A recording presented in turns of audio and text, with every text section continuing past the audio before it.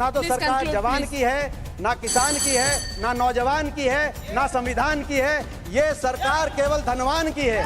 75 साल में diesel, petrol, रसोई गैस का सिलेंडर इतना महंगा नहीं हुआ जितना आपकी सरकार में। 75 साल में देश भी इतना कर्जबान नहीं हुआ जितना आपकी सरकार में। 75 साल में बेरोजगारी भी उतनी नहीं बढ़ी जितना आपकी सरकार में। जहां सबसे ज्यादा बेरोजगारी कहीं है, नौजवान या तो पलायन कर रहा है या इजराइल जा रहा है ठेके पे काम करने सरकार के माध्यम से।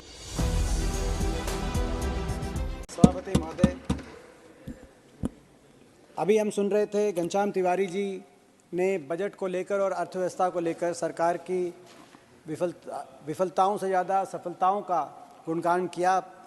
वित्त मंत्री जी ने भी जब बजट पेश किया तो अपने 10 साल की जो उनका कार्यकाल रहा उसमें अर्थव्यवस्था उनके अनुसार कैसे आगे बढ़ी है उसके बारे में बताया।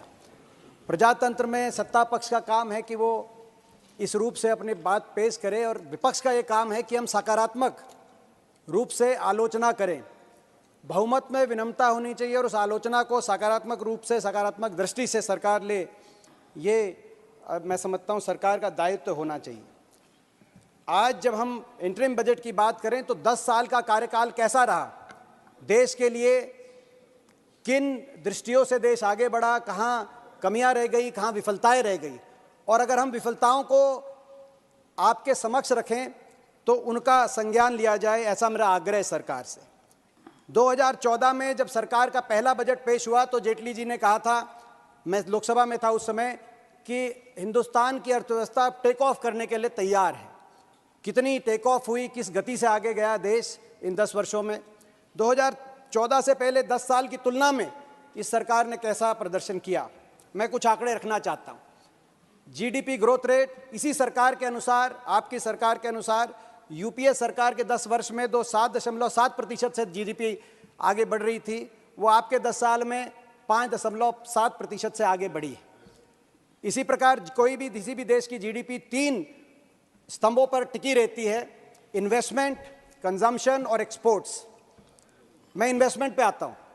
इन्वेस्टमेंट, अगर हम फॉरेन डायरेक्ट इन्वेस्टमेंट देखें, नेट फॉरेन डायरेक्ट इन्वेस्टमेंट, आपकी आरबीआई के आंकड़ों के अनुसार जो 10 वर्ष यूपीए सरकार के समय 1087% का बढ़ोतरी हुई थी फॉरेन डायरेक्ट इन्वेस्टमेंट में, आपके 10 साल में केवल 70.7% की बढ़ोतरी हुई।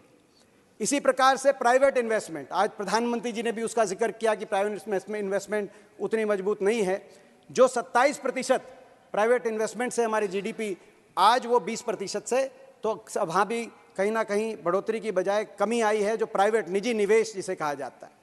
इसी के साथ दूसरी बात होती है एक्सपोर्ट, किसी भी अर्थव्यवस्था के लिए। जो चाइना आज एक अर्थव्यवस्था उनकी मजबूत मानी जाती है, वो एक्सपोर्ट पे टिकी हुई है। हमारा एक्सपोर्ट जो यूपीए के 10 वर्ष में $80 बिलियन से बढ़कर $321 बिलियन तक पहुंचा था, यानी कि 400% की वृद्धि 10 वर्ष में एक्सपोर्ट में हुई थी। आपके समय हमें उम्मीद थी कुछ अच्छा होगा, लेकिन उसमें $321 बिलियन से बढ़कर वो $447 बिलियन, यानी कि मात्र 40% की वृद्धि इन 10 वर्ष में एक्सपोर्ट्स में हुई। और यहाँ तक कि एक्सपोर्ट्स की वजह से जो ट्रेड डिफिसिट है, 75 साल का रिकॉर्ड ट्रेड डिफिसिट का बना, यानी कि आयात निर्यात में घाटा जो 31.46 बिलियन डॉलर का घाटा इस वर्ष बना।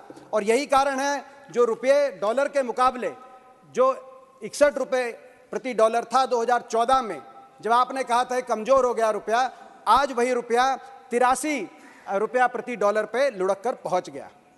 इसी के साथ साथ तीसरा पहलू किसी अर्थव्यवस्था का कंजम्पशन, कि ग्राहक देश में को खर्च रहा है, कितनी महंगाई है।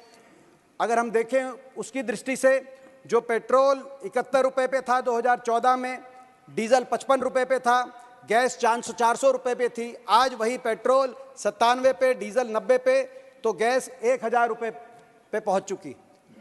टोल को देखें, टोल कलेक्शन जहां 10,000 करोड़ का था 2014 में, आज वही टोल 60,000 करोड़ का कलेक्शन देश में टोल का बढ़ गया। तो ये भी एक अप्रत्यक्ष रूप से सभापति महोदय टैक्स लगाने का एक माध्यम होता है। देश की अर्थव्यवस्था पर जो कर्ज है वो 58 लाख करोड़ से बढ़कर एक तरफ 177 लाख करोड़ तक कर्ज पहुंच गया है। तो कर्जा केवल देश की अर्थव्यवस्था पे नहीं, किसान पे कर्जा, जो किसान की आप आमदनी दुगनी की बात करते थे, उस पे कर्जा 9 लाख करोड़ से बढ़कर 23.4 लाख करोड़, दुगने से भी ज़्यादा किसान कर्जवान हुआ है। कर्जवान किसान हुआ है, कर्जा माफ़ी की कोई योजना आप लेके नहीं आए। लेकिन अगर कर्जा माफ़ी हुई है, लोन राइट ऑफ हुए हैं, तो कॉरपोरेट का राइट ऑफ हुआ है 14 lakh crore corporate write off इन 10 वर्षों में हुआ है, जिसमें पब्लिक सेक्टर बैंक का 17 गुना राइट ऑफ हुआ है पब्लिक सेक्टर बैंक्स में, तो प्राइवेट में 20 गुना राइट ऑफ हुआ है। दूसरी ओर जो पीएसयूज़ की क्या परिस्थिति है, जो पीएसयूज़ का भी जिक्र आज किया गया, पीएसयूज़ में आपके समय कुल 4.07 लाख करोड़ का डिसइन्वेस्टमेंट हुआ है, जो कि आप तुलना कीजिए 1991 में से जब पीएसयू डिसइन्वेस्टमेंट की नीति आई, तब से लेकर 2014 तक कुल 1.4 लाख करोड़ का डिसइन्वेस्टमेंट में हुआ था। और उस पूरे काल के डिसइन्वेस्टमेंट से 3.4 गुना ज़्यादा केवल इन 10 वर्षों के अंदर डिसइन्वेस्टमेंट आपकी सरकार में हुआ है। यानी कि कुल आज तक का डिसइन्वेस्टमेंट का 72% जो है डिसइन्वेस्टमेंट केवल इन 10 वर्षों में हमारे पब्लिक सेक्टर्स को 72% का डिसइन्वेस्टमेंट किया गया। ये आकलन की बात है, इसमें से ये नीति की दिशा कि क्या इसमें संतुलन है नहीं है, कितनी सही है कितनी गलत है। लेकिन इसमें एक बात तय है कि जो सरकारी जॉब केंद्रीय सरकार के 17.3 लाख जो जॉब थी 2014 में, आज वो घटकर सरकारी क्षेत्र के अंदर 14 लाख जो है सरकारी क्षेत्र के अंदर रोजगार रह गया है।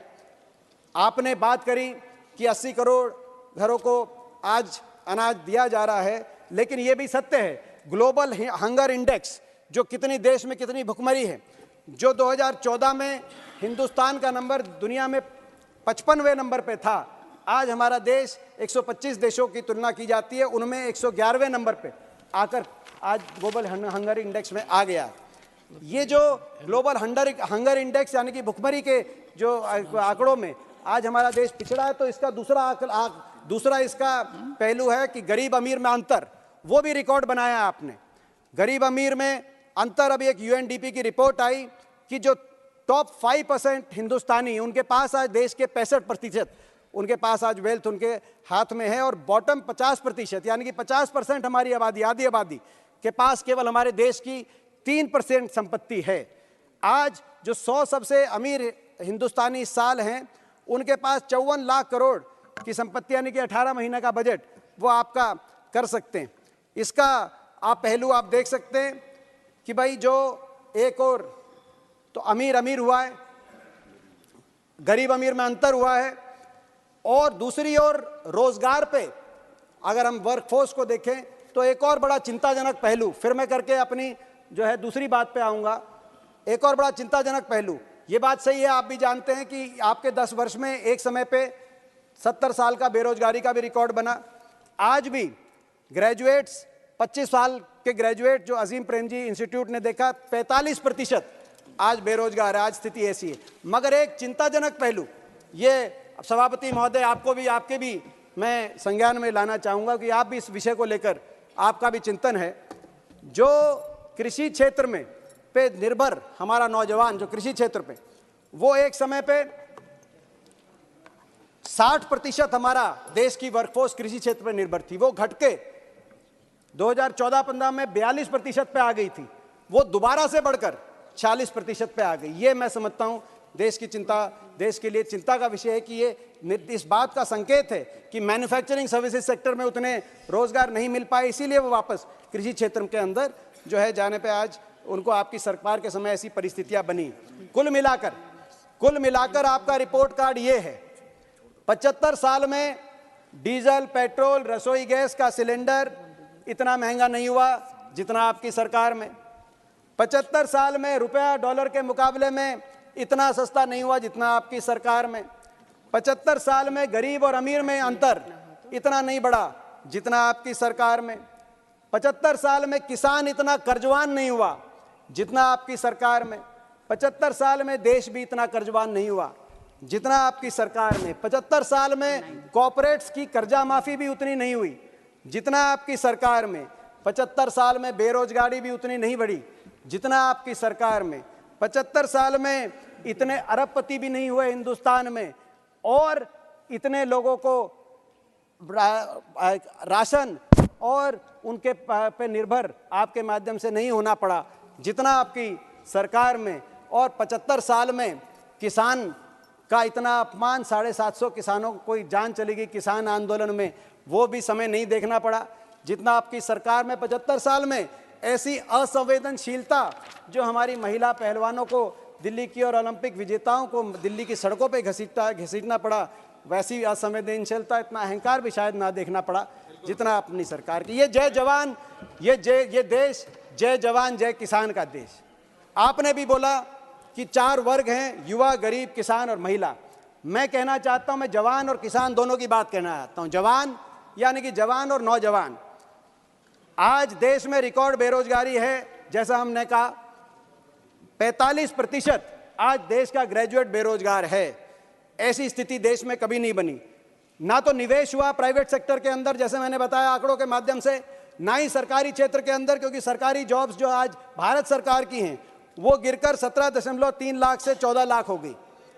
दूसरी ओर हरियाणा जैसा प्रदेश जो देश में जहां सबसे ज्यादा बेरोजगारी कहीं है तो आज हरियाणा प्रदेश में है, जहां का नौजवान या तो पलायन कर रहा है या इजराइल जा रहा है ठेके पे काम करने सरकार के माध्यम से। और आप एक अग्निपथ योजना लेके आए। अग्निपथ योजना, मैं पूछना चाहता हूं, ये योजना, इसकी अग्निवीर योजना कहां से थी, किसकी मांग थी? इस देश की फौज पे हमें गर्व था। इस देश की फौज जिसने पाकिस्तान के 2 टुकड़े करे 71 के युद्ध में, जिसने कारगिल में पाकिस्तान को झुकाया, ये पक्की भर्ती होती थी। आज उस पक्की भर्ती की बजाय आप अग्निपथ योजना ले आए। हरियाणा जैसे प्रदेश में जहां 5,500 आज पक्की भर्ती हर साल होते थे, अब केवल 900 अग्निवीर आज वहां से भर्ती किए जा रहे हैं। 4 साल में बिना पेंशन के वापस आ जाते हैं। हमारी मांग है कि इस योजना को आप वापस लें। मैं अपनी बात थोड़े शब्दों में समाप्त करूंगा। हमारा इसके साथ साथ दूसरी बात थी जय किसान। जय किसान आज देश में, मैंने जैसे बताया, आमदनी दुगनी करने की बात थी, यहां कर्जा दुगना हो गया किसान पे।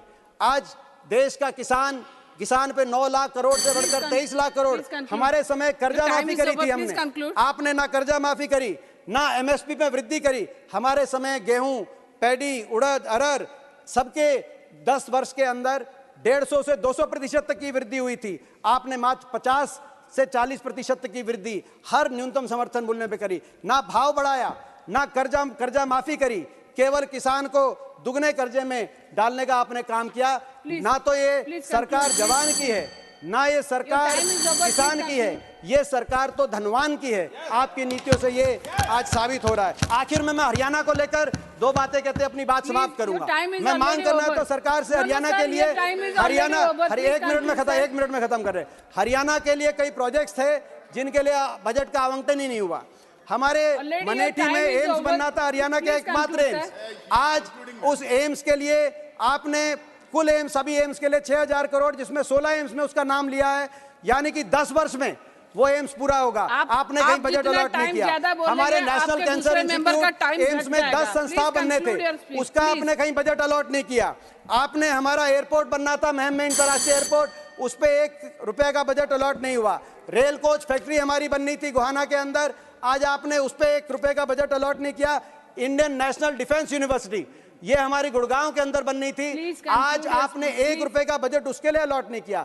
मेट्रो को आगे बढ़ाते हुए RRTS का बजट अलॉट होना था, जो रोहतक, हिसार, पानीपत और गुड़गांव से ये RRTS का लगे अलवर तक जुड़ना था। आपने 1 रुपए का बजट वहां भी अलॉट नहीं किया। जैसा मैं एक बार अपनी बात आप रखते हुए यही कहूंगा कि भाई ये ना तो सरकार जवान की है, ना किसान की है, ना नौजवान की है, ना संविधान की है, ये सरकार केवल धनवान की है।